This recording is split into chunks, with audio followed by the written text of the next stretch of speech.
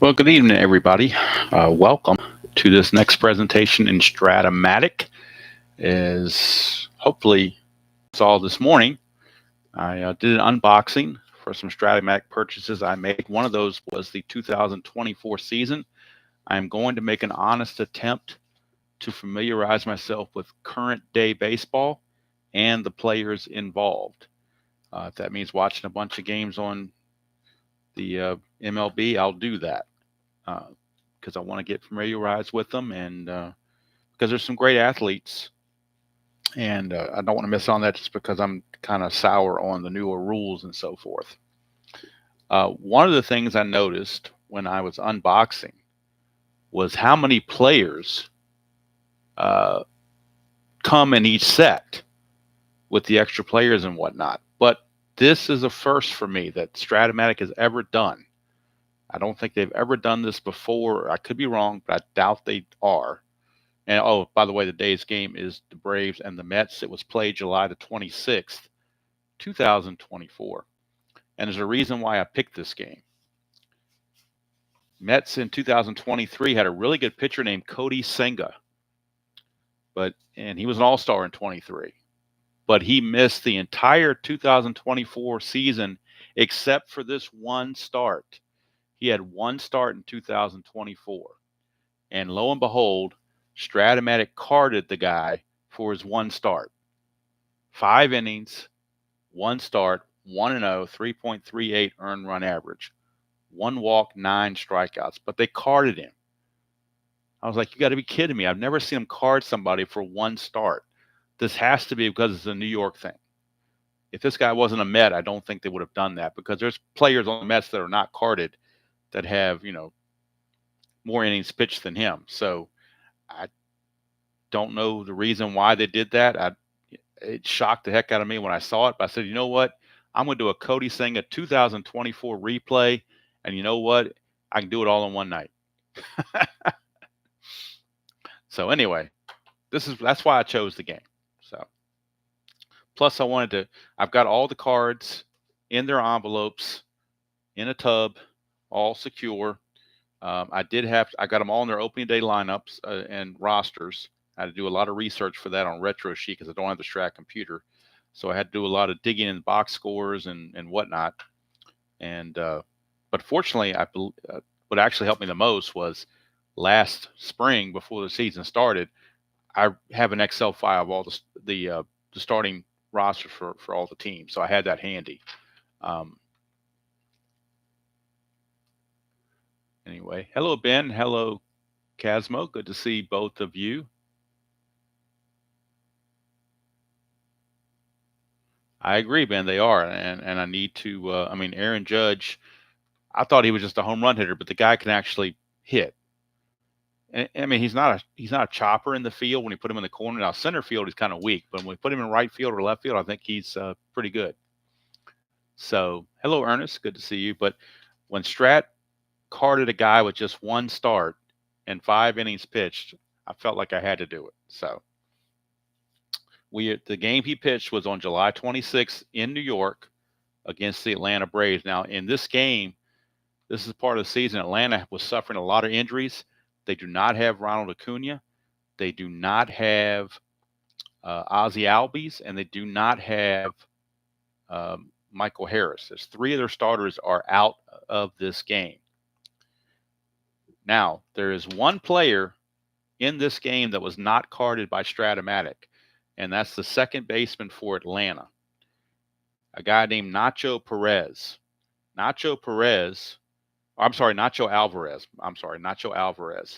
Nacho Alvarez played 8 games, had 30 at bats. He made 8 consecutive starts, July 22nd through July 30th. Then he sent him down because he was terrible.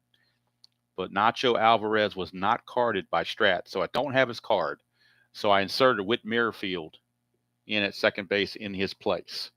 So that's why Whit Merrifield. Everything else is the exact starting lineups for both teams. All right, Cody Senga, of course, has a 0 hold and no wild pitch or balk. Charlie Morton, his adversary, is a 2 wild pitch, 2 balk, and a -2 hold when he combined with the catcher, d'Arnaud. In real world, The Mets won this game 8-4 over the Braves. Hello, Alan. Good to see you. Ballpark effects for Citi Field. Singles aren't very good. It's a 1 but on both sides of the plate. Home runs a little bit better. Lefties 1-7, righties 1-13. So we'll see what happens here. Interestingly, on his card, it looks like he has an awful lot of walks. He only walked 1 in 5 innings. So to me, this seems like an overly large amount of walks on his card, but I guess it's just hard to rate a card that only has 5 innings of pitching. I don't know. Like I said, I've never seen him do this before, so I don't know if it was a publicity stunt because it's Cody Senga and because he's a Met, or what the whole deal is there. But we're going to try it out and see how it does with this 2024 set. I haven't touched 62 or 76. That's still in the plastic. Haven't touched them. And by the way, I did go to the Strat website since they didn't put them on my mailing, didn't give them to me in the mail with my order. I did print out off their website the ballpark effects, and we will be using these New York ballpark effects: 1 for singles, 1-7 for home runs for lefties, and 1-13 for righties. There is an asterisk there about robbing home runs, but I'm not going to worry about robbing home runs. I never really do that. We are doing super advanced, of course, but a couple of things I don't like to do with super advanced, like blocking the plate and robbing home runs. Yes, they do, Ben. If you go on the website, you've got to go on the main website. There's a little magnifying glass there. You put in the search engine ballpark effects. It'll pop right up, and you can pick the PDF. It lists all the PDFs from all the seasons. You just pick the one you want, and it comes in a PDF. You can print it. So, but yeah, they were loading everything else up. I got the ballpark effects and roster sheets for the other 2 seasons I bought, just not for 2024. All right, enough chatter. Let's go ahead and get this thing moving. We got New York Met color dice, at least the best I could come up with for New York Met color dice, and we'll see how they do. Leading off for the Braves, and I did have to go to the to YouTube to get some of the pronunciations on some of the guys, particularly not the ones that are starting, but some of the other guys, how to pronounce their name.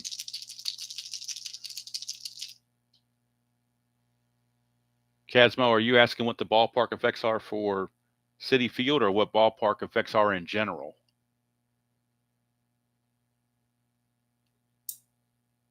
If you want to know in general what they're all about and how they're utilized, I'll be happy to go over that with you real quick before we start. In general, okay. When you look at a hitter's card or a pitcher's card, if it has a diamond shape next to the result, that is a ballpark check. If it has an upside down triangle, that is also a ballpark check, and it overrides what's on here. That's super advanced. If you're just doing advanced, you ignore it and just read this result. But in super advanced, if you get an upside down triangle, that is the single check. So if Kalenic would to roll a 210 against Senga, it would not be a fly to center. It would be a possible single on a ballpark check.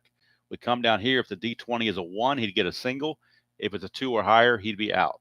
Same with the home runs. If he rolls a 111, you ignore the numbers here and go straight to what the ballpark effects are.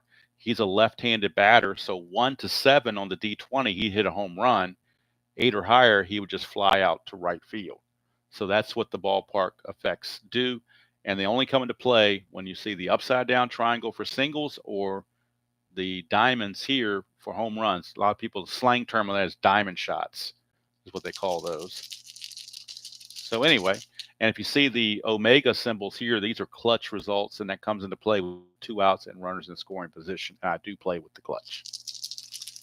So anyway, glad to go over that with you real quick, and we're ready to go. Jared Kelnick. I thought it would be pronounced Kalenic, but I did hear the announcers, they called him Kelnick, so apparently that E is silent. So Jared Kelnick is the center fielder. He's in there for the injured Michael Harris, and he is a left-handed hitter, and we are underway. 5'11", left-handed. We are under the fly ball left field X. Left fielder is Brandon Nimmo. He's a 2E2. 2E2 for Brandon Nimmo. 2 and a 7. He should get to that. Go to our outfield. Look at number 2. And The 7, because we look under the 2 because that's what Nemo is. He's a 2. 2 and a 7 is an F2. That means he's going to make the catch unless there's an error. His error rating's an E2. As a left fielder, the only way he makes an E2 is if he finds a number across from the 2. That would be 3, 18, and 16. These total 9, almost totaled 8. It would have been, I'm sorry, no, it's 3, 18, and 16. My bad. If the 3 D6s total either 3, 18, or 16, they would be errors. But since they're not there, it is simply a fly out to left field, and there's one away. So Kelenic is retired. That'll bring up Austin Riley, the third baseman. Now, some players on the Braves I know, some of them I don't know. I don't know Kelenic. I know Riley. I remember him. Senga 2-9 to Riley is a 1-4 triple, a 5-20 double. That's a 6, so it will be a double for Austin Riley. A 1-out double for Riley. And now with the runner on, we'll be having our havoc rolls to check for wild pitches, balks, so forth. Nothing going on there. So here's Marcell Ozuna, the designated hitter.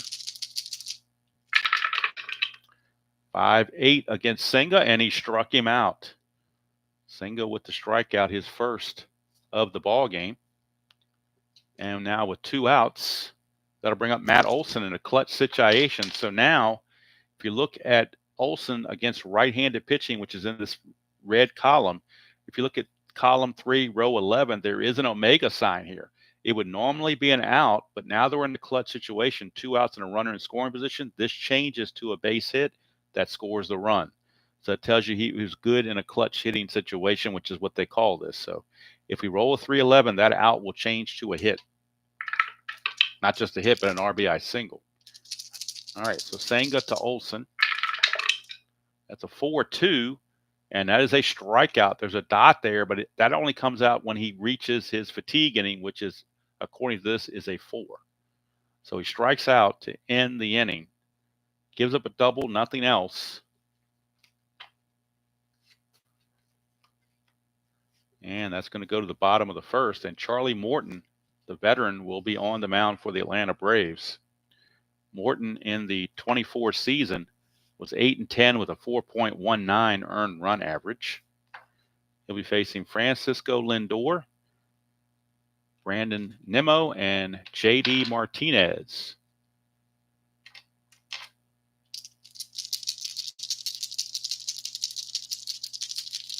Yeah, if you watch Spokane Steve, it's very similar, except he plays advanced. I play super advanced, so I include the ballpark effects, and I include the clutch. Pretty much everything else is the same, or should be.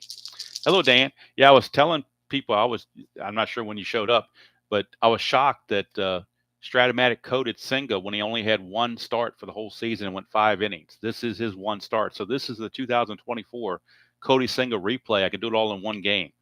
I was just shocked that Strat carded him. I'm assuming it's because of the fact that he's a Met. I don't know. But anyway, all right. Here's Francisco Lindor. 2-4 for Lindor, and that's a straight up home run right off the bat. Look at that. 2-4 against right-handers, and that's a straight out home run. You don't need to roll anything else.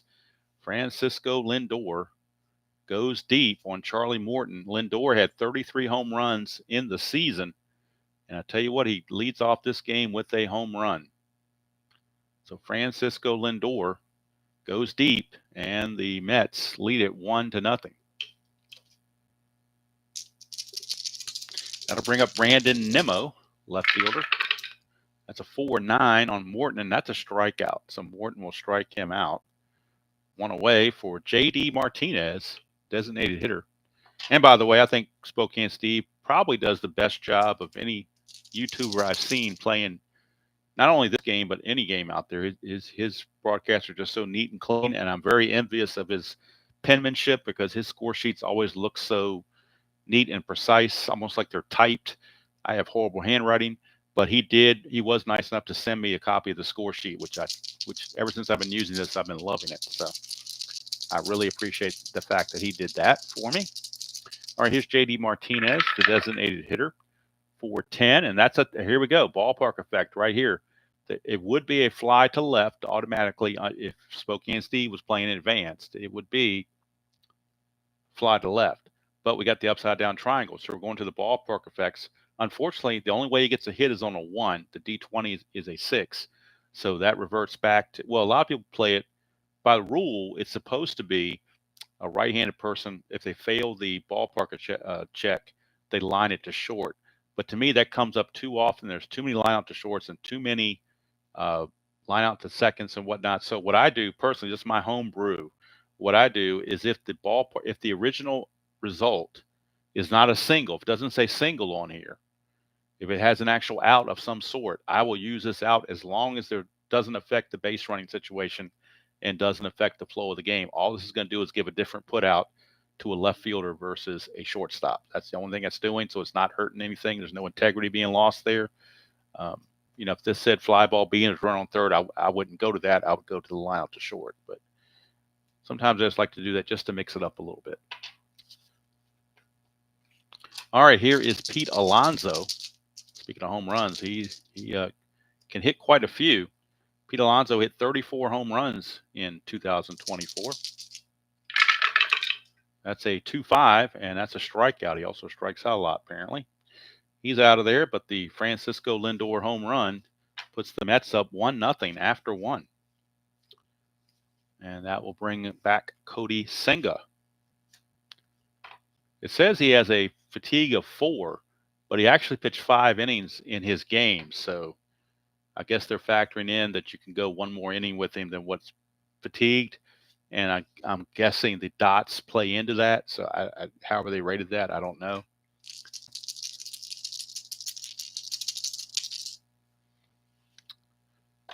All right, here is Travis d'Arnaud. That's a 4.10 right-handed, and that's a strikeout. So Travis d'Arnaud strikes out, third strikeout for Senga. He did strike out 9 in his 5 innings in his 1 start. So no surprise that he's getting the strikeouts here. Here's Adam Duvall.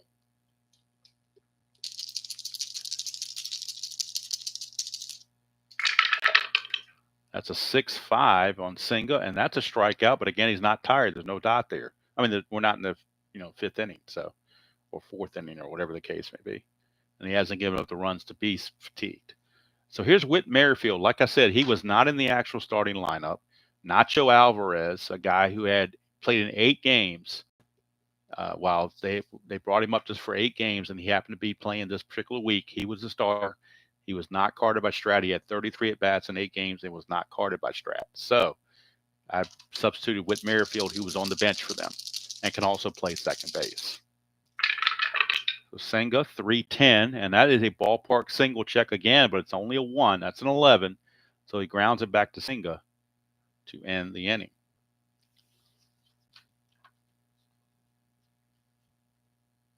My score sheet is off. Talking about, I'm not sure what you mean by off.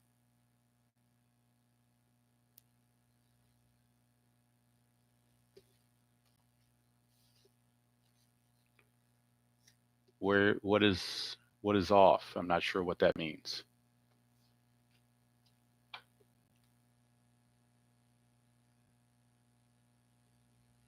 Oh, the hell did I do? Hold on. Did I skip somebody? Hold on. Let me see here. d'Arnaud. You know what it was? You know what it was? I need to fix this. There was a guy I was supposed to get from the Washington Senators and pulled him over, and I forgot to do it before I started. So the only 8 guys in their lineup. Thank you for catching that. Let me go back. We're going to go back and redo we're going to keep the d'Arnaud strikeout, but we're going to have to go back and get Rosario because he came over from the Nationals. Yes, thank you, Ben, with the eagle eye. So what I have to do, because I've got everybody carded with when I was getting them separated and whatnot, I put everybody in their opening day, teams and stuff. So what I have here is this huge tub to store all these cards. And so I just need to go to the Washington Nationals right here and pick out Rosario. because he was traded to Atlanta. And there he is, Eddie Rosario. So that's why it was off, because I forgot to move him over here. Thank you so much, Ben. I don't know how I managed to miss that, but I did. Glad you caught it. Thank you for that. So Eddie Rosario is actually going to be hitting against Senga right now. And then he'll be followed by Duvall.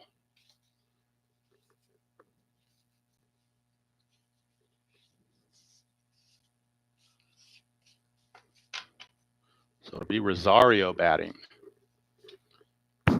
not Duvall. Thank you once again, Ben, for your diligence and your correcting me, keeping me straight. That's a full-time job sometimes. Hey, Tony. Yeah, Tony, the reason why, for those coming in late, the reason why I picked this game is because Strat actually carded Cody Senga, who only had had one start in the whole season, 5 innings pitched, but he was carded by Strat-O-Matic. So I thought it was very, very wild. Oh, it'll be recorded, Jimmy Jam, because I want to be able to concentrate on what I'm doing and not get off kilter by chat and whatnot. This is just a do-over, Ben. That's what I'm calling it. Just a plain old do-over.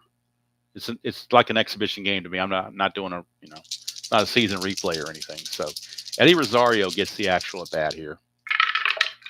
5-5, and he's going to draw base on balls. So Eddie Rosario draws the walk. He is a B stealer, which means 4 or a 5, he can get the lead. Cody Senga is a -1 hold. Catcher Alvarez is a 0, so he's actually I don't know why I put 0 there. It's actually -1. He's a -1 hold, so that would make that a 16 if he got the lead. So they're going to try for the lead. Needs a 4 or a 5 to get the lead. Hello, Frank. 4 or a 5. He does not get the lead, so he will hold. And now Duvall is up. 5-2, and that's a ballpark blast. That's that diamond shot. Home run chance for Duvall. He does have normal power. Home runs are 1 to 13, but that's a 17.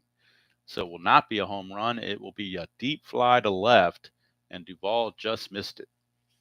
He just missed it. So all you can say is he just missed it. And now what I was trying to get to before I realized I'd screwed up here is that there is a part-time player, Nacho Alvarez, that started this game real world, but he only had 30 at-bats in 8 games. I mean, he played pretty much 8 consecutive games from July 22nd to July 30th. He hit 100 for the season. They sent him down. We never saw him again. So he's not carded by Strat, so I put in Whit Merrifield in his place because Merrifield was on the roster at the time. And I believe he actually played in this game as a reserve. So that's why I got him in there. All right, so Cody Senga facing Merrifield. 6-6, and that's a strikeout. Strikeout number 4 for Cody Senga. And he goes 2 scoreless. I don't know. How did I get ahead of myself? Well, I'm just getting ahead of myself big time here, aren't I? Where is my correction tape? I'm getting all out of sorts here. I had my correction tape, and now I don't know what happened to it. I had it here, and I put it somewhere, and now I can't find it. Hope I didn't put it back in the box. That would have been dumb. No, I didn't do that. It's buried somewhere.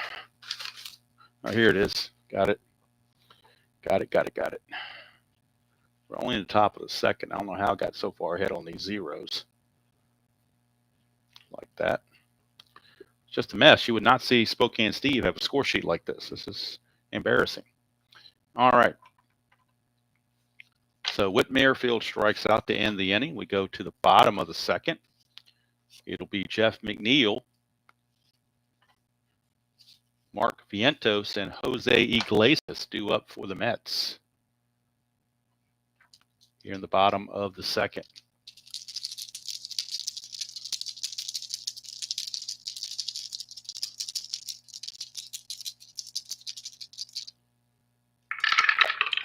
All right, 6-6 against the lefties is a 1-3 double, 4-20 single. That's a 4, so Jeff McNeil will single. McNeil Not really much of a threat to run. He stole 5 bases, got caught once, but they're going to hold him there.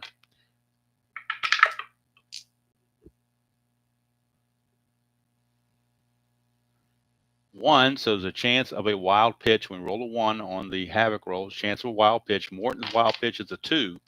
So this has to be a 1 or a 2 for a wild pitch. Otherwise, we ignore it. That's 11. We just ignore it and drive on. Here's Vientos. 110, and that's a home run, but it's a ballpark home run for Vientos. 1-13, that is exactly a 13. If we were playing robbing home runs, this is where you'd have a chance to rob the home run. The left fielder Rosario would have a chance. In fact, I forgot to write Rosario's defense in there since I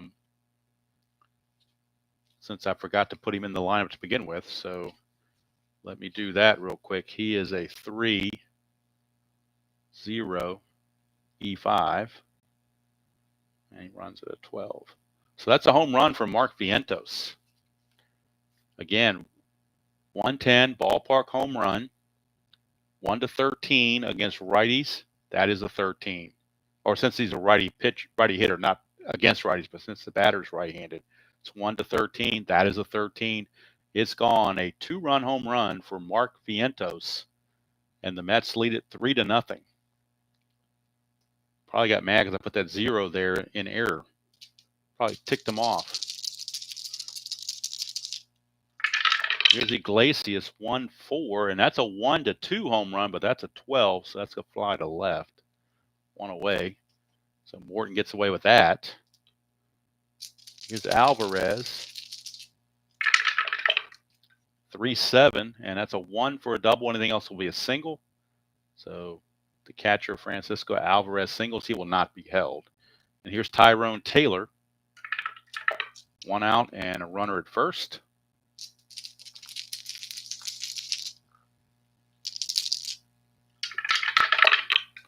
.29 for Taylor. Struck him out.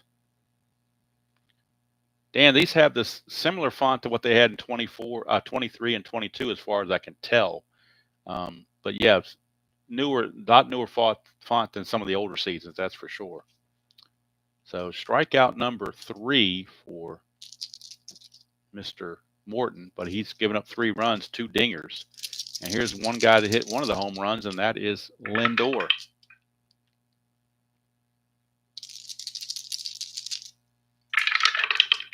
.611, switch hitter batting left. That's a ballpark single check.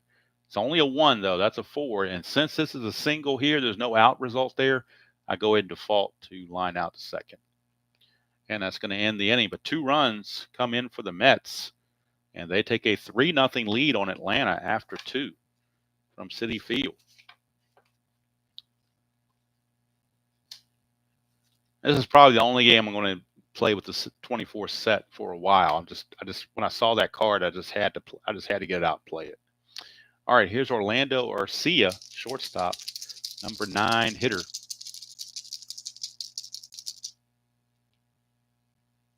I don't have a scale or anything to weight. It's pretty decent. I have no problem with it.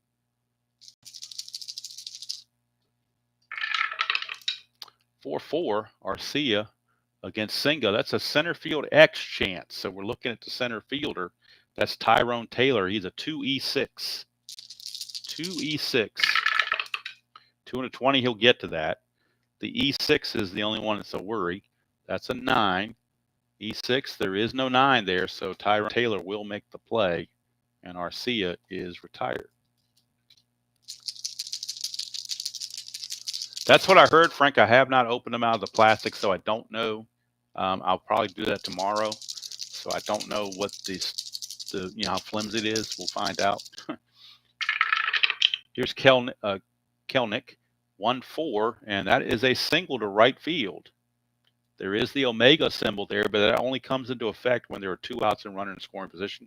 Neither of those things were in that situation, so the single stands alone all by itself. Now, to get the lead, it needs a 6. Only way he gets the lead is get a 6. Doesn't get the 6, so he will hold. And that brings up Austin Riley. Austin Riley.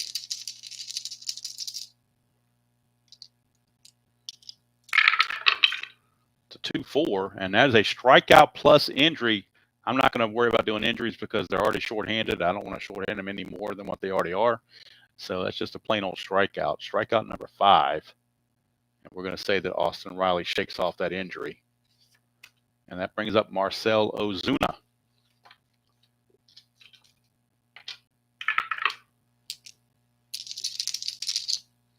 Senga, 1-7 to Ozuna. 1-12 is a double. Anything else he flies to center, that's a 2. That's a double. It's assumed to go to center field when there's no position listed. Center fielder is Taylor. He does have a -1 arm. Kelnick was a 14. Being held makes him a 13, but the fact that there are 2 outs, he bumps it up twice to make it a 15. And then a -1 arm, Taylor, is a 14. So 1-14, he would score.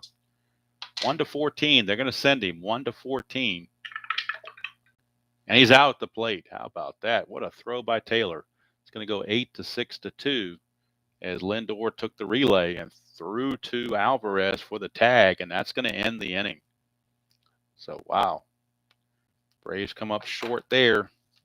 Thought they had a good chance. 1-14 was pretty good odds. I believe that's like 70% or something, and just didn't work out for him. But you had to send him, I thought. So, I mean, Olsen was coming up, but you don't have a 70% chance that Olsen's going to get a hit. So, had to go with the better odds. Just didn't work out. Evil D20 rolled a high number. What can you say? All right, here's Nimmo. It's a 310 for Nimmo, and that's another ballpark single check. Again, it's only a 1, so I'm going to keep the fly ball to right field just to give us a different out distribution. Since no one's on base, it doesn't affect anything. By rule, I think you're supposed to say line out to second, but I don't want to have a score sheet filled with L4s all over the place. I like to break it up. Here's J.D. Martinez. It's a 4-3, and that's a fly ball left field X. Left fielder is Rosario. He's a 3E5. 3E5 for Rosario. That's a 3 and a 20. He'll get to that. E5 and a 6 for a left fielder. E5, there is no 6, so Rosario will haul that in for 2 down. Hello, Chuck. Good to see you.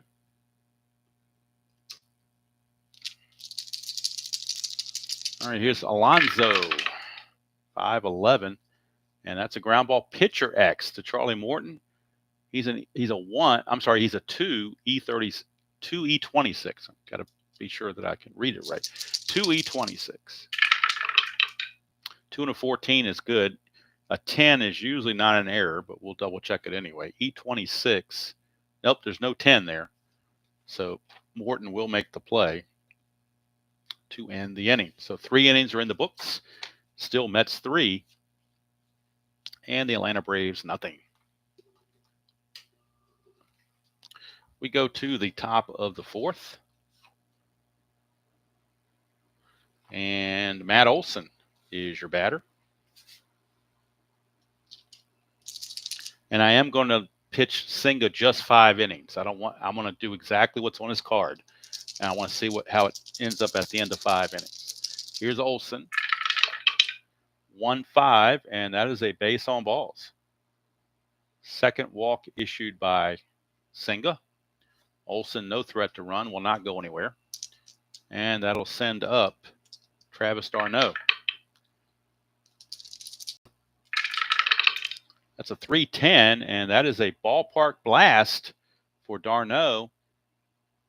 Right-handers 1-13. That's a 17, though. Second time in a row, the Braves have had a home run check that has come up with a very high D20, and it is simply a fly to left. So sometimes you just don't get the dice rolls.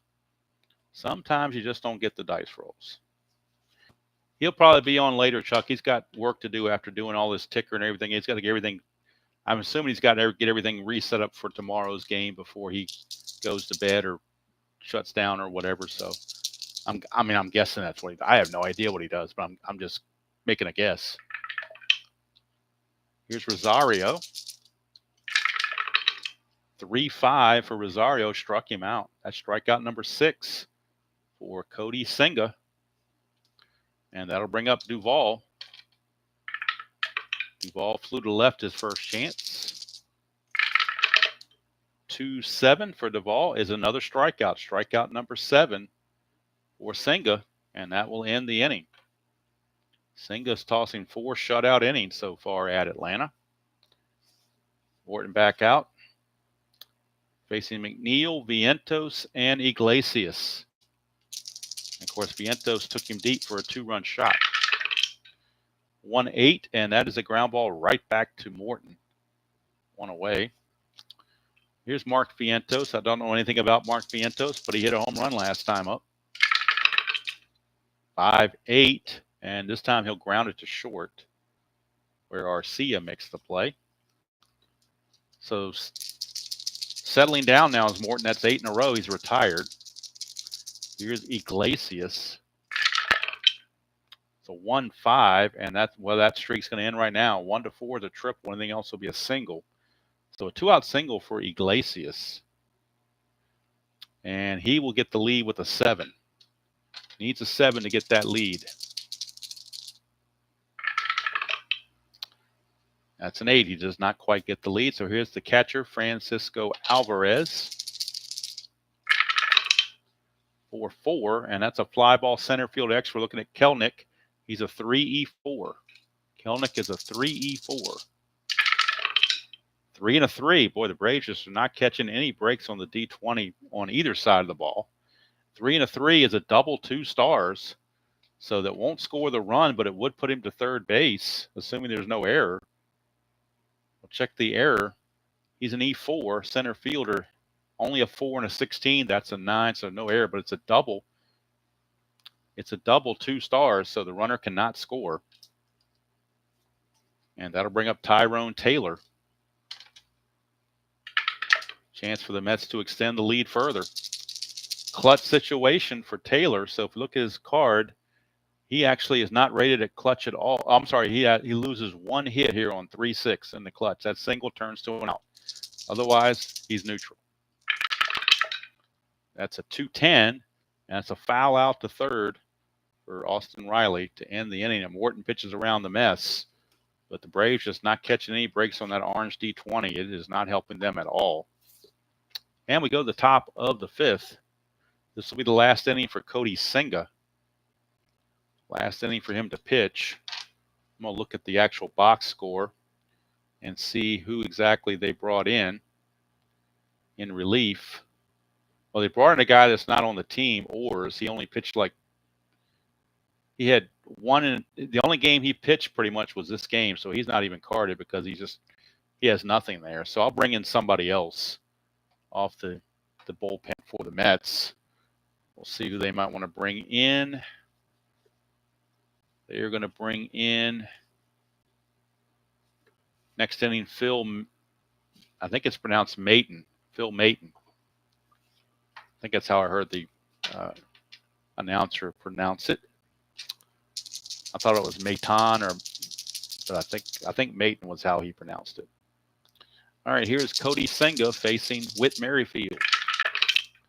That's a 3-8 for Merrifield. He's going to ground it to short for Lindor. 1 down for Orlando Arcia. 5-7, and that is a ground ball second base X. That is Iglesias, 2-E-6. 2 and an E6 for a second base check. 2 and an 18. See, the D20s cooperate for the Mets. 15, and he is an E6. That's probably going to be okay, but we'll double check it. E6. There's a 16, but no 15. So again, they catch a break on the dice, and that's 2 away. 2 down for Jared Kelenic. 6'5", left-hander is going to be a base on balls. That's the 3rd walk issued by Senga. He only walked 1 in the real game. I thought there were a lot of walks on his card, more than what they should have been for 1 walk in 5 innings. They loaded his card up with walks for whatever reason. But again, sample size probably a big factor in that. So 6 is what Kelenic needs to get the lead. And he gets the 6, so he can take the lead. He's an 18, being held as a 16. The -1 makes him a 15. 1 to 15, he's going to go for it. And he's in there. Stolen base for Kelenic. He gets in scoring position with 2 outs now for Austin Riley. It turns this at bat into a clutch situation. Unfortunately for Riley, he loses 2 hits, 212 and 3-2 and 3-8. So he loses 3 hits in the clutch. So maybe he shouldn't have stole the base. Who knows? 6-7 is going to be another walk. That's the 4th walk issued by Senga. So I knew when I saw his card, it didn't look right. I'm not sure. I'd like an explanation from Strat on why there's so many walks on his card when he only had one walk in 5 innings. Seems rather bizarre. All right, here's Marcell Ozuna. He is the tying run at the plate, and he does have power. 6-10. That's a ballpark single check. It will not be a strikeout. Ballpark single check is a 1. That's a 2. Since this is a strikeout, I won't use it. I will use the line out to short because I don't want to give him a strikeout that shouldn't be there. So it's a line out to short, and that's going to end the inning. And that's going to do it for Cody Senga. He's going to go 5 innings. And he's going to allow 1, 2, 3, just 3 hits. No runs. Walks 4, strikes out 7. And if you look at his card, he went 5 innings, gave up 2 hits, 1 walk, and 9 strikeouts. He did give up 1 run because he got a 3.38 earned run average. The only run allowed was a home run. 1 walk, 9 strikeouts instead of 4 walks, 7 strikeouts. So take that for what it's worth as to how accurate that is. I'm sure it's hard to do that with just 5 innings pitched on a card. Because so much of, hello, Craig, so much of rating these things is sample size. So, take it everything with a grain of salt, I guess, is the best way to do it. All right. So actually what we're going to have, let's see here, 6, 7, 8, 6, 7, yeah, okay. Yeah, so Phil Maton will be the new pitcher for the Mets in the 6th inning. Phil Maton. Still in there for the Braves is Charlie Morton. He'll be facing the top of the order, Lindor, Nimmo, and Martinez.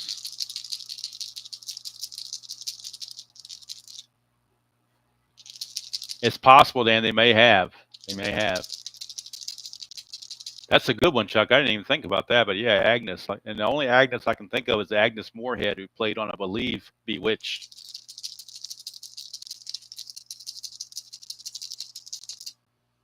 Thanks for the info there, Midlife. That's a good thing there.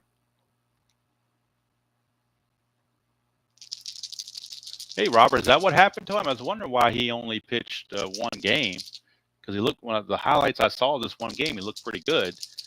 So he injured himself after the game, apparently. Huh, weird. All right, here's Lindor, 5'9", switch everybody to left. That's a strikeout from Morton. And for Morton, that is only his 4th strikeout. That'll bring up Brandon Nimmo. 2-10, and that's going to be a base on balls. For Morton, that is I believe that's his 1st walk. It certainly is his 1st walk. Nimmo now needs a 5 to get the lead. If he gets the lead, he's almost guaranteed to steal. But you got to get the 5. He didn't get it, so he will hold. And here's the DH, JD Martinez.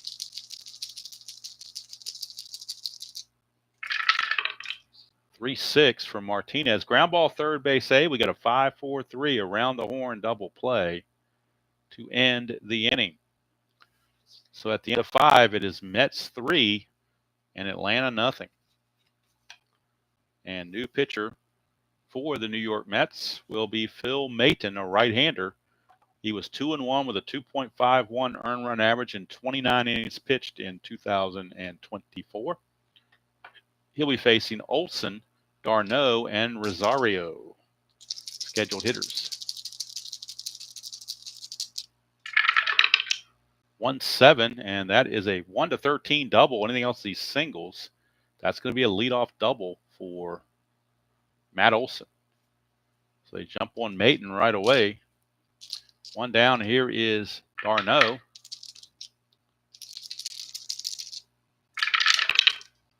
5-6, right-handed, struck him out. One away, and here's Eddie Rosario. He started the season with the Washington Nationals, got traded to Atlanta. Oh, sorry, I forgot to roll the havoc roll. My bad. I forgot runners on second. 2-7, and that's a ground ball to second. That will get the runner to third, but now there are 2 outs.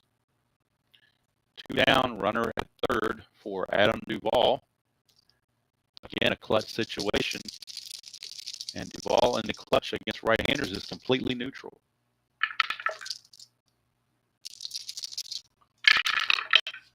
3-9, and he struck him out. And that's going to end the inning for Morton. He's going to go 1 inning. Strikeout 2, give up 1 hit, no runs. And that will turn it over to Adam Ottavino. He would be the next in line. I'm trying to go as much in order in real world as they did, just for the heck of it. But Ottavino is a pretty good pitcher. So Pete Alonso will be taking on Charlie Morton. This is the Morton's fatigue inning number 6.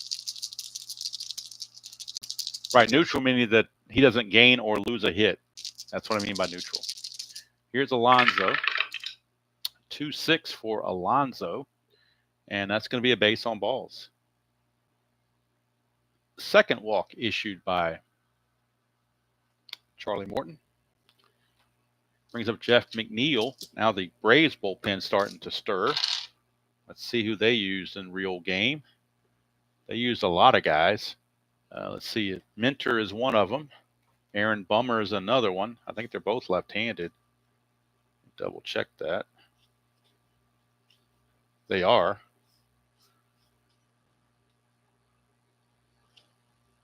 Let's see.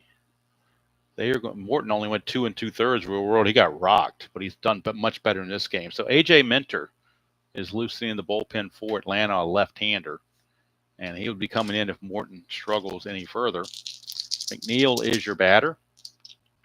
Alonso, no threat to run. Morton 6-5 to the left-hander. That's an in-home run chance, 1-7. That's a 10. It'll be a double to center field. Double to center field. Kelnick is a -2 arm. Alonso does not run well. So they will hold Alonso at third base. So second and third, nobody out. And Braves bullpen, they might be looking for a right-hander to come in and face the right-hander Vientos. You got Vientos and Iglesias, a couple of righties, plus Albert. I think it's a bunch of righties coming up, actually. So instead of having Minter, they're going to pull Morton for Joe Jimenez. Or should we use Jesse Chavez? Actually, we use Jesse Chavez because he pitched in the real game. Jimenez did not. So Jesse Chavez will be coming on to pitch for Atlanta to relieve Morton and try to get out of the mess. Chavez a +3 hold. Not that the Mets are going to do any running necessarily, but he is a +3 hold. Let's see. Let's get the numbers on Morton. He goes 5+. He's going to give up 1, 2, 3, 4, 5, 6, 7 hits. So far, 3 runs, but both of these are his responsibility. He walked 2 and he struck out 4. All right, so Vientos is on. The infield is in. Jesse Chavez, or Chavez. I think it's pronounced Chavez. That's one name I forgot to listen to and figure out how they pronounce it, but I think it's Chavez. I don't think it's Chavez. I think it's Chavez. But if somebody knows it's Chavez, please let me know and I'll change my pronunciation. All right, nothing on the Havoc. Is it pronounced Chavez like Chavez Ravine? Maybe that's the way I should pronounce it. I'm not sure. All right, here's Vientos. Infield is in. It's a 3-7. Struck him out. Big strikeout there for Chavez. 1 down for Jose Iglesias. Infield remains in.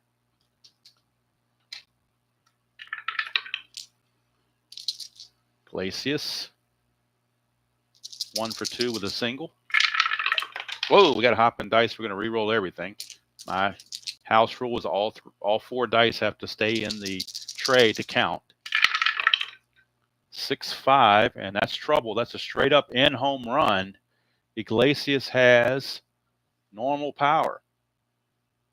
Iglesias has normal power, so 6-5 and in home run. That's a 3-run shot right there off of Jesse Chavez. So if he was the answer, we don't know what the question was because he didn't answer whatever question they had. It's a 3-run home run to make it 6-0 Mets. Of course, they won the game 8-4 real world. 3-run home runs. So those 2 of those runs are charged to Morton. He's going to allow 5 runs in 5+ innings. And the Mets are having a field day at the expense of the Braves. Here's Francisco Alvarez. He's 2 for 2.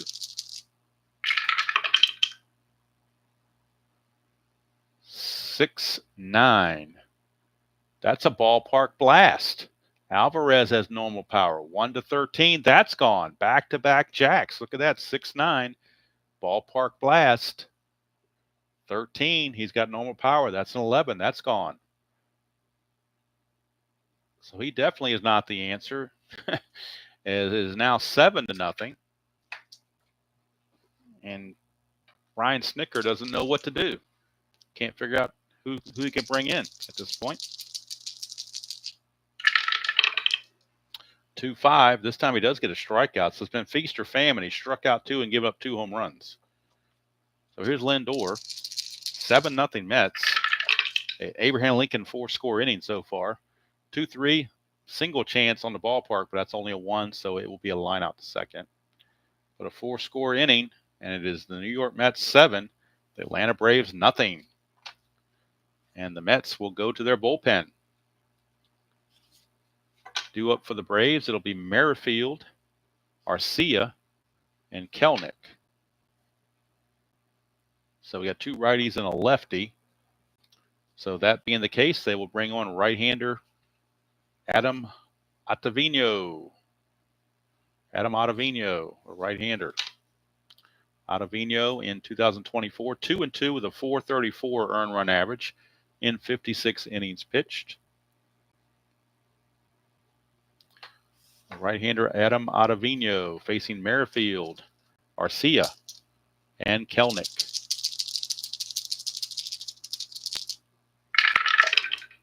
2-8, and that's a single for Whit Merrifield. Leadoff single for Merrifield. Down 7-0. They're not going to try to steal with Merrifield. They'll play it station to station. Here is Orlando Arcia. 2-6 for Arcia, and that's a fly to center field. Hauled in out there by Taylor. 1 away and back to the top of the order for Kelnick. 1, chance of a wild pitch. His wild pitch rating is a 19. So he does uncork the wild pitch. That takes the double play out of the equation. All that really does. Does put the runner in scoring position where they can break up the shutout. 3-6, but that is a fly ball right field B for out number 2. McNeil is a +2 arm, so they could try to get to third base. Merrifield's a 15, +2 arms a 17. So 1-17, he'd be safe. 18-19, he has to hold. 20, he's out. He's in there at third base. Not that it really matters. He's at third with 2 outs now for Austin Riley. Austin Riley. Riley is 1 for 2. Double, strikeout, and a walk. 3-11, and he's hit by the pitch. So Ottavino plunks him, and that'll bring up the DH, Marcell Ozuna.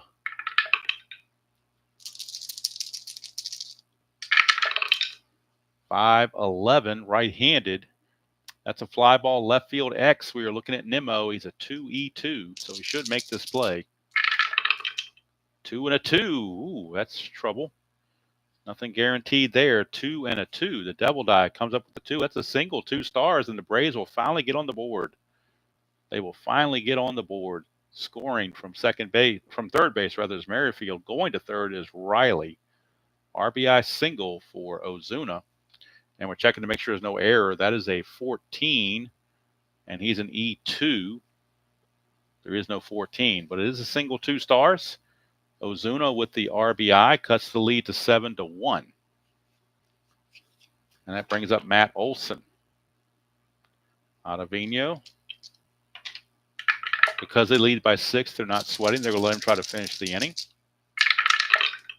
1-7, and that's 1-13 double. That's a 16. It'll be a single 2 stars. That will score the run, make it 7-2. And going to third is Ozuna. And Ottavino is now tired. They may have to pull him. It's 7-2. Well, they're going to give him one more chance. Darno is 0 for 3 with 2 Ks, so they're figuring he's no threat. So they're going to go ahead and pitch to him. 5-5, and that's a single to left field. Maybe Ottavino was his own threat. That's going to be it for Ottavino. He's going to give up 3 runs. He's got to come out of there. Olson will stop at second. No sense risking anything. But that's it for Ottavino. He didn't make it through the inning. He goes 2/3 of an inning. He's going to give up 1, 2, 3, 4 hits. And he also hit a batter. Give up 3 runs, all earned. No walks, no strikeouts. But the run.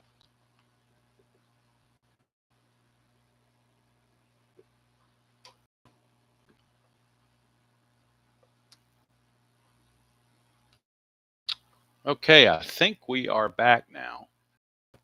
I think we are back after that reboot. Sorry about that, folks.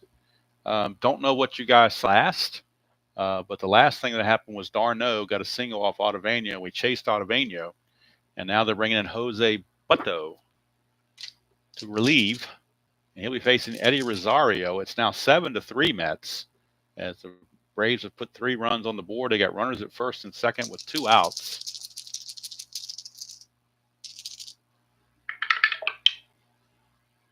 Butto for his first outing. Our first batter of the game is Eddie Rosario.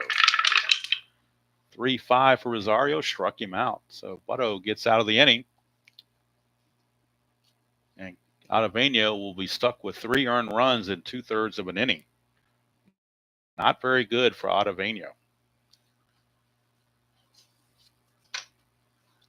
And RJ, I know you just got here a little while ago. The whole reason behind this game is Cody Senga actually got a strat card for his 1 start, 5 innings, 1 start. And this is the start. The only start he had, July 26th. And so I figure if Strat's going to give him a card, I'm going to go ahead and play him and do a Senga replay. It had to be because he's a Met and they're up in New York, and it had to be because he's a big deal or whatever. So, because normally you would not see a player with 5 innings carded in Strat-O-Matic. That just doesn't happen. But it just happened to happen there. So go figure. All right. So bottom of the 7th. I'm not going to do take me out to the ball game or anything because I don't want to have the computer coming up troubling again.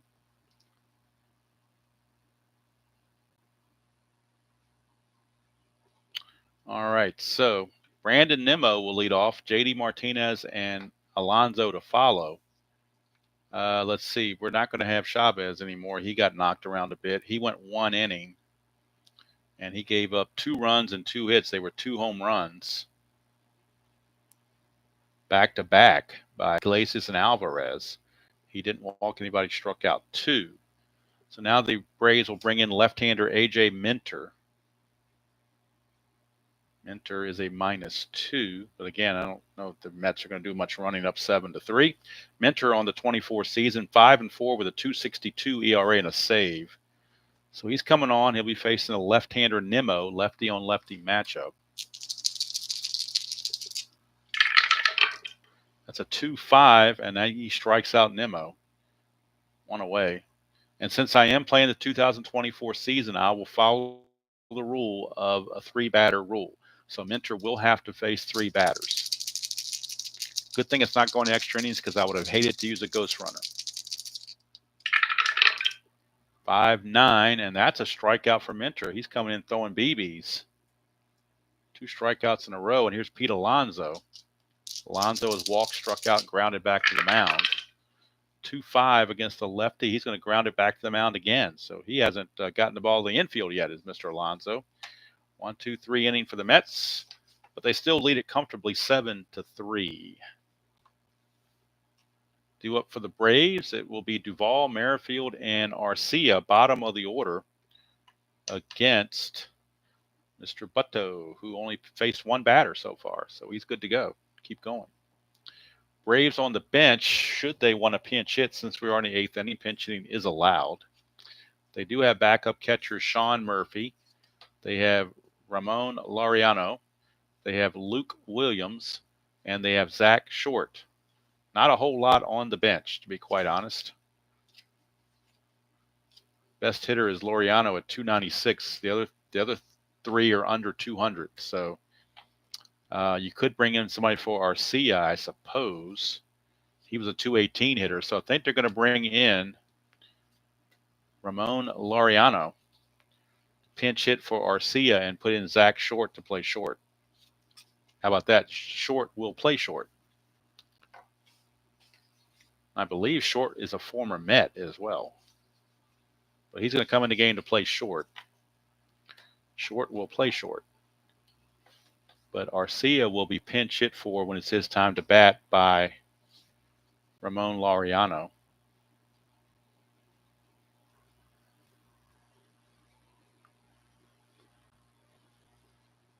And Short will be shortstop in the 8th inning. All right, so it's going to be Duvall, Merrifield, and Laureano due up for the Braves against Butto. Loosing in the Met bullpen is left-hander Jake Diekman. Diekman, left-hander, 2-3, the 5.63 ERA and 4 saves. He is loosening the bullpen in case Butto runs into trouble and needs help. First off is Adam Duvall. 5-9, and that's a strikeout. So Butto, so far, he's faced 2 batters and struck them both out. Here's Whit Merrifield. He came over from the Phillies. 5-5, and that's another strikeout. So Butto has struck out all 3 he has faced. And now the pinch hitter, Laureano, will step up. Laureano was a 296 hitter in the season. 4-6, ground ball to third. That's going to end the inning. And that's going to do it for Butto. Butto will go 1 inning and a third, strikes out 3, gives up nothing. And that will send it to the 9th, and they'll probably go in. It's not a safe situation, so they'll turn it over to Diekman. And keep Edwin Diaz only, break glass on Edwin Diaz only if needed. So Minter back out. Let's see, he went 1 inning, but he hasn't given up anything. McNeil is the batter. Braves bullpen, if they wanted to go that route. They do have Pierce Johnson. They've got Aaron Bummer, Joe Jimenez, and the closer Raciel Iglesias. So they have Pierce Johnson. They also have Dylan Lee. That's another guy there. So Dylan Lee is loosening in their bullpen, right-hander. They're going to see what Minter can do against the lefty McNeil. 4-6, and that is a strikeout. So Minter gets the strikeout. He's not tired because he hasn't given up anything, even though it's his 2nd inning of work. But that's going to do it for Minter. He's going to leave. He goes an inning and a third. Strikes out 3 of the 4 he faces. Gives up nothing. And now Lee will come on to clean up the game and finish it out. Lee was 4-2 with a 211 earned run average. -4 hold. Not that that matters now, but just for future reference. So Vientos, who hit that 2-run homer in the 2nd inning, that gave them a 3-0 lead. He is at the plate. 6-10 against a right-hander. That's a ground ball third base X. Austin Riley is a 2E15. 2 and a 16, he'll get to it. E15 and a 13 for a third baseman. E15 and a 13 for a third baseman. And there it is right there. That's an E15, that's a 15, and that's a 13. So E5 on Austin Riley. He boots it. And for the Braves, that is their first error. I believe it's first error of the game, if I'm not mistaken, by either team. So Atlanta boots it. Vientos, no threat to run, so he will stay where he is. And Jose Iglesias, the batter, against Dylan Lee. 1-8, and that's a single to left field. Let's go put runners at first and second. With one out for Francisco Alvarez. He needs a triple for the cycle. I've never had a cycle, but I don't think he can get a triple. He had 2 triples real world, but I don't know if he has to get it off the pitcher or not. Let's see. Does he have he would need a 1-10. He would need a 3-10 with a 1-6. I'm sorry, 1-8 on the D20. But a 3-10 is the only way you can get a triple. Or have an outfield X check that turns into a triple. That's the only way you can do it. Not likely. Lee to Alvarez. That's a 2. Chance for a balk or pass ball. That is a chance for a pass ball on d'Arnaud, but he's a 0 pass ball rating. Whoops. So Alvarez, quite the day, single, double, and a homer. That's a 6-3, and that's a strikeout. So this time he doesn't quite get what he wants. And that'll bring up the number 9 hitter, Tyrone Taylor, the center fielder.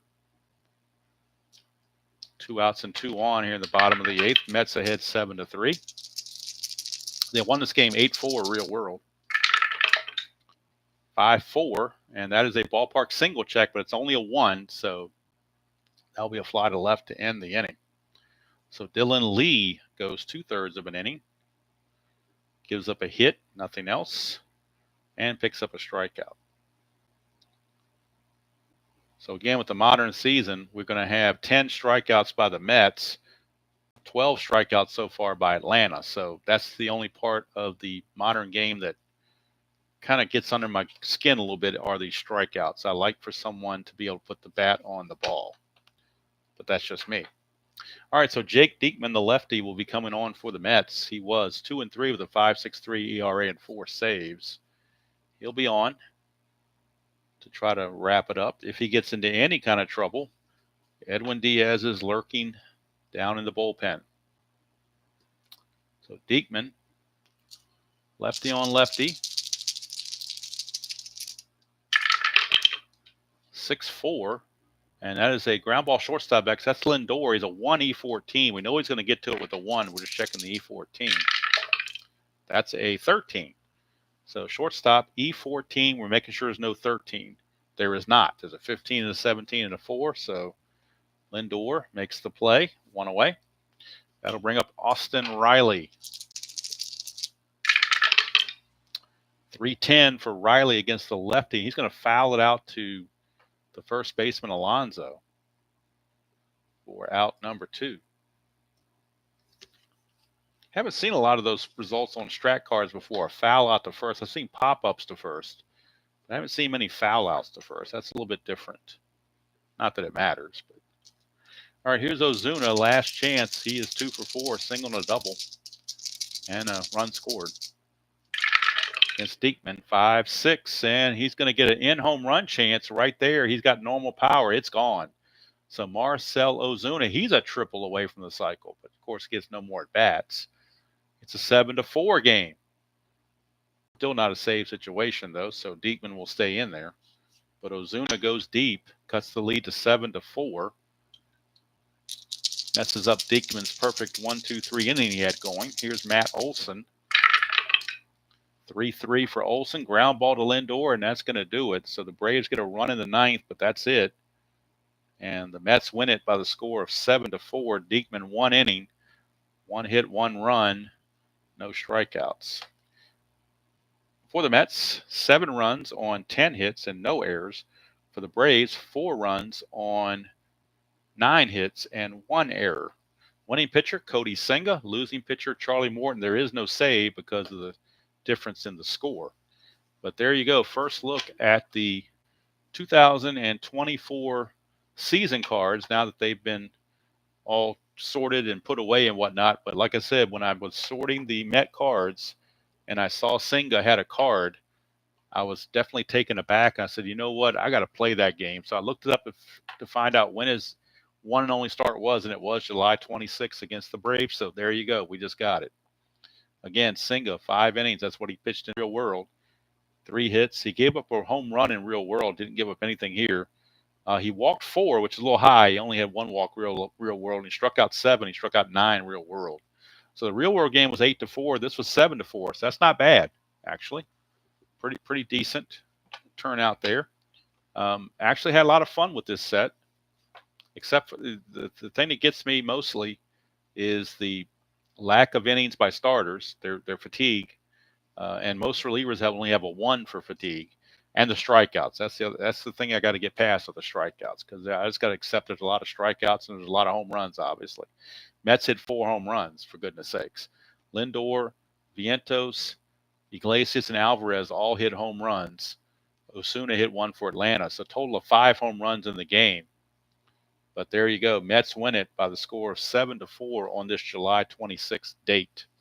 So I will set the 24 set aside for a little while since I've got them all put away. My next focus is to break down the 76 set and get that done. That won't take nearly as long as this one did. They had so many cards in this set. It's amazing. There were so many Miami Marlins carded, I could hardly close the envelope. Hey, K-Fan, let me get the Miami Marlins cards for you. They just had so many. I literally had a hard time closing the envelope. These are the Miami Marlins cards.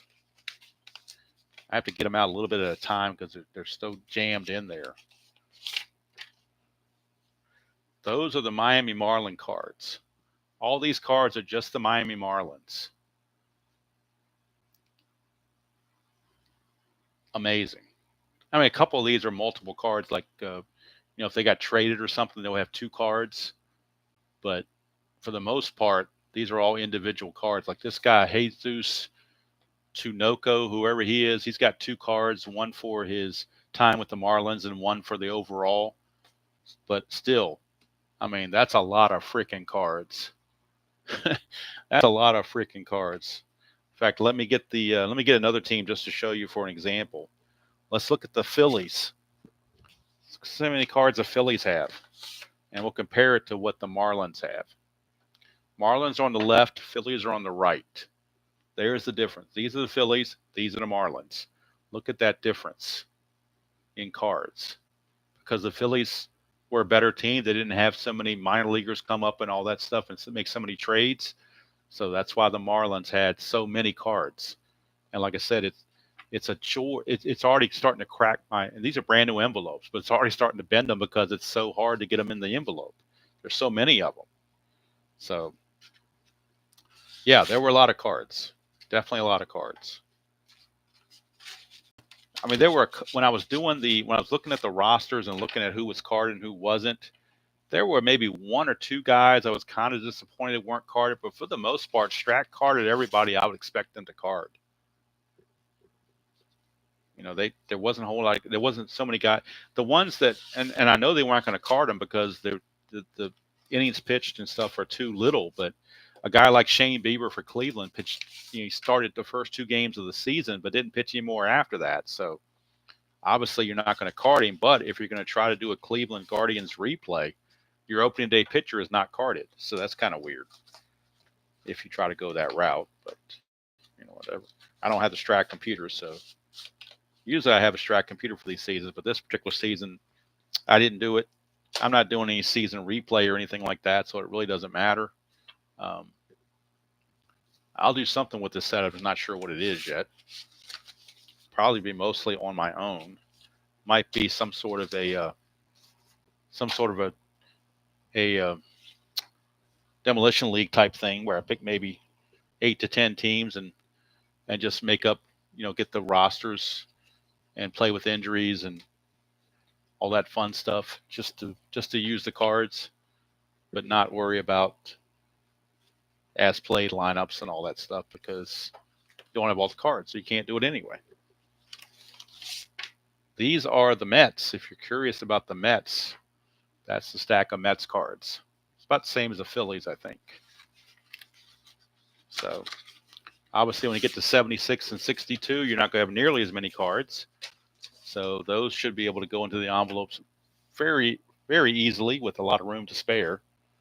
And like I said, it took me almost all afternoon. I ended up not cutting the grass today. I'll do it tomorrow for sure because it's going to rain Wednesday. So I got to do it tomorrow. I have no choice. But it literally, I mean, I had to take a few breaks because my back got sore bending over at the desk trying to do all this stuff. And yeah, it was a lot, put it that way. I mean, I'm glad they gave me a lot. I'm not complaining. The more cards, the better, in my opinion. But and to me, the cards are not. I mean, they're not flimsy. They're okay. They're serviceable. I mean, they're not going to fall apart in my hands or anything. And unlike ID Jester, these are brand new cards, and I didn't have any problem with them sticking at all. They were all just fine. So there's nothing wrong with these cards as far as sticking. I think that's operator error. I would put that down as operator error. So I would, if I was a Jester, I'd lick your fingers a little more and try to move the cards around because that would have been operator error, not the cards, in my opinion. So anyway, like I said, I did go on the Strat website. Since they didn't give it to me in the mail, I printed out the roster sheet and the ballpark effects. Also did the weather effects just for the heck of it, but don't usually use those. But I'll put that in my tub with everything else. And yeah, no, I'm not rounding these corners. No way. I like the Strat-O-Matic cards exactly the way they are. They don't stick with me. They don't stick. I don't have any problems with it. So, like I said, if it sticks, I think it's operator error.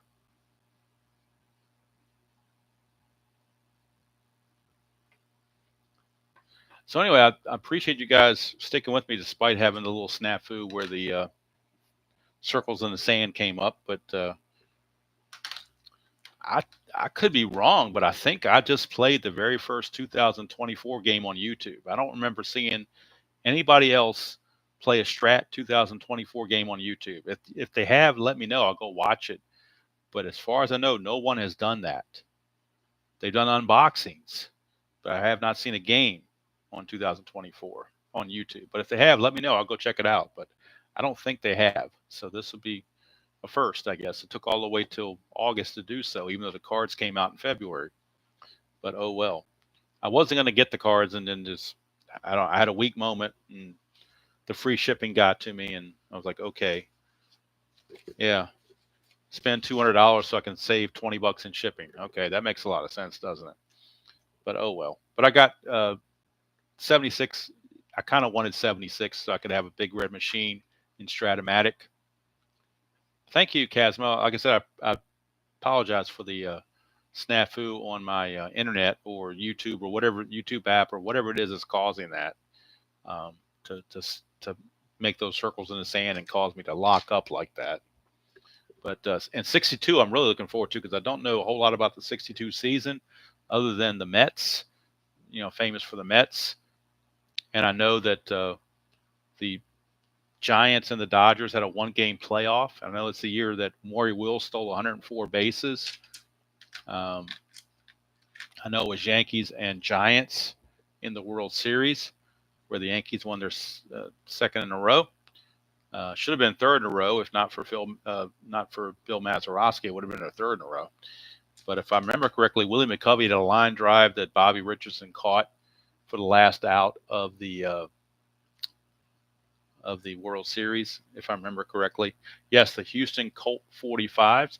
Like I said, when I bought the set, when I was doing my unboxing, I really have a thing for expansion years. So I really like to have all the expansion teams. So now I have all the expansion teams from 1961 forward.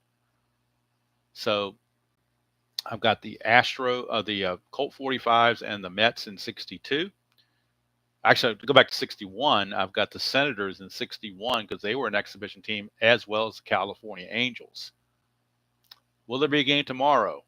There'll be a game of something. I'm not sure which. Maybe tomorrow morning I'll play. I've been meaning to play this Cleveland-Chicago 1987 game for the last 3 days. I haven't done it. I need to go ahead and finish it. And then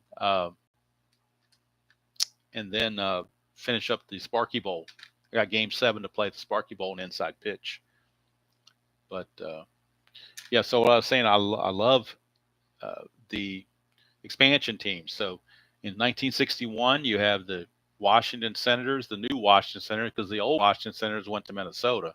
So you have the new Washington Senators, and then you have the California Angels. In 62, you have the Mets and the Colt 45s. In 69, you have 4 expansion teams. You have the Expos, you have the Padres, the Royals, and the Seattle Pilots. Then in 77, 2 more expansion teams, Seattle and Toronto. Then in 93, 2 more expansion teams, Colorado and Florida. Then in 98, 2 more expansion teams, Arizona and Tampa Bay. So now I have all those seasons that I just mentioned. So I've got all the, I was thinking one time just doing a league of nothing but expansion teams just to see who would be the best expansion team. Now, I'm not counting like the Washington Nationals, their first year, because they were already an established franchise in Montreal. So I'm not counting relocations. I'm counting brand new franchises. Was that on the radio, Chuck? They have those games on the radio? That'd be kind of cool. They did. Also, 1976 is the 1 year Reggie Jackson played for the Orioles, which was kind of odd. I guess he left the A's, didn't have a good contract, played 1 year for the Orioles, and then Steinbrenner came with the money, and he took his show to New York. Of course, the 76 is also Mark the Bird Fidrich. His big year, his big coming out party as being a star. You had the Big Red Machine, probably their best season probably ever as a franchise in Cincinnati was 1976. You could certainly make a case for it. And it was the first year the Yankees got back to the World Series since 1962. So I've got that's the gap in the World Series for the Yankees, 1962 to 1976. So I've got them both there to cover that. And then 2024, they went to the World Series again. So I'm not a Yankee fan. That is not why I got these 3 World Series, because the Yankees were in the World Series those 3 years. I just happen to think of that, but that's not the reason why. Oh, he did dab. I haven't looked at. I don't know how much he played or whatever. But if that's the case, then yeah, the first month of April they would have probably fallen behind and not had a chance to catch the Yankees. But I just remember '76. I was 11 years old. I remember collecting baseball cards, and the players during that time were familiar to me as a kid. Now 1962 was before I was born, so I don't know anything about that. But when I saw Jeffrey Guterman playing on his channel, some of those players and teams kind of felt nostalgic, and I felt like I wanted, like I said, I wanted those expansion teams. So got to have those 62 Mets. Maybe I'll play a 62 Mets against 2024 White Sox for the heck of it one of these days. I don't know. That's possible. Yep, Hank Aaron's last year in Milwaukee as he was hanging it up, and it was Brooks Robinson's next to last year. He did play a little bit in '77. I'm thinking 76 might have been the last year of Minnie Minoso, too. I think he was like 50-something years old when he pinch hit for the White Sox. I could be wrong on that. But I thought he was hanging around way, way back then. But a lot of stuff. I remember, most of what I remember from 76 are the baseball cards. That's what gives me the best memories. Robert, I may very well do that. I may, just out of the blue, may do that. Try to use the best, quote unquote, the best lineups for both teams. But